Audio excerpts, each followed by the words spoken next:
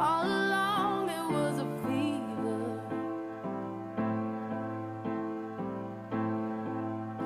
I'm going to tell you a story time. Hi, my name is Lily. I am a survivor of the downtown east side in Vancouver. I spent 13 months there. I am also a survivor of domestic violence. So, I met this guy. His name was Brett Thorhog. We were together for about 2.5 years.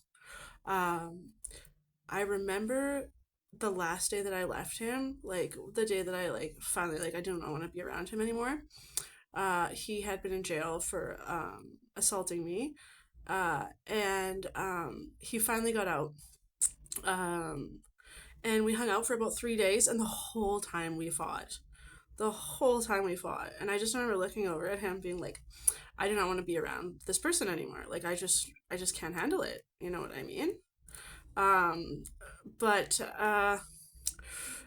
yeah. So we he ended up getting arrested that day. And I was like trying to get away from him.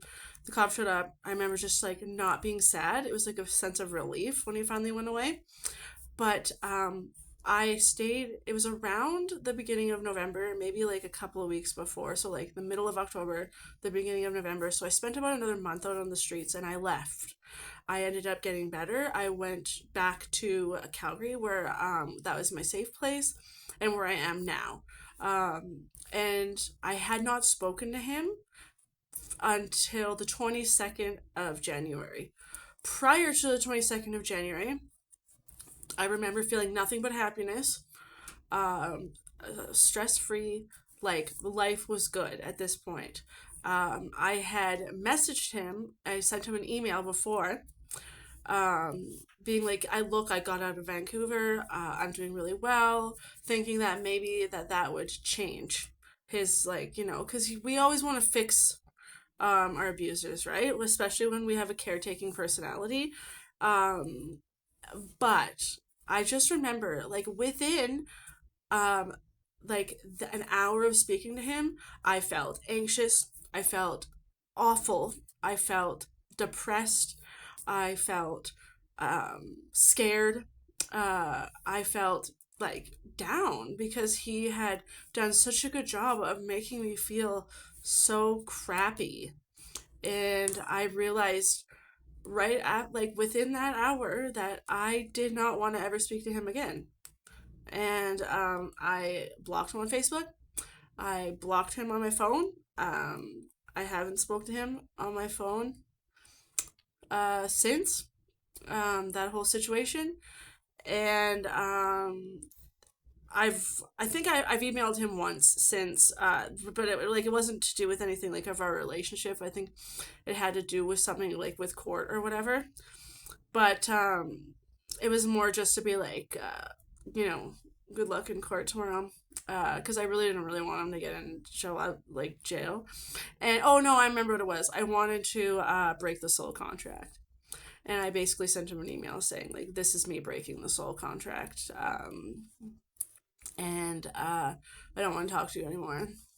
Because I didn't want to worry about him anymore at this point. But yeah, it is so true. The love of your life does not dysregulate your nervous system.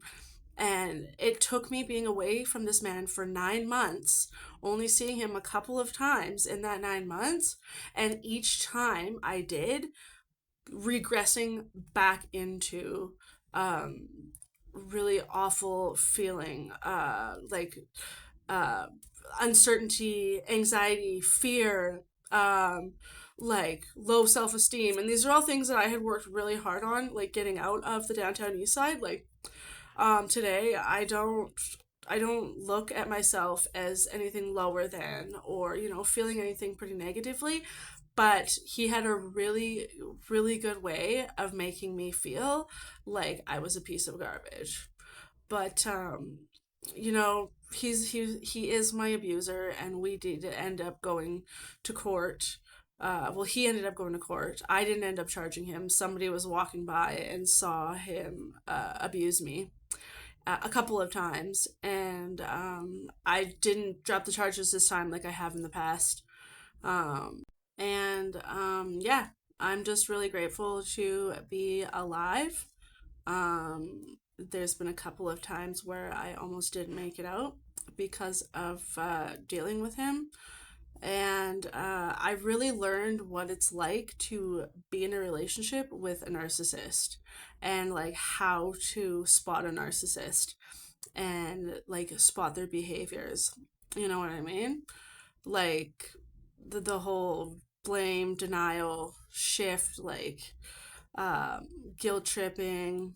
Like if I could think of a quote to deal with our relationship, would be like, pack your bags, we're going on a guilt trip kind of stuff. And the beautiful thing about being in that situation is I can see that shit from a mile away now, and I no longer engage in those types of behaviors.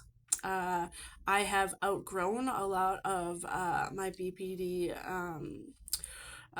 characteristics, and I'm just a happy person today in general.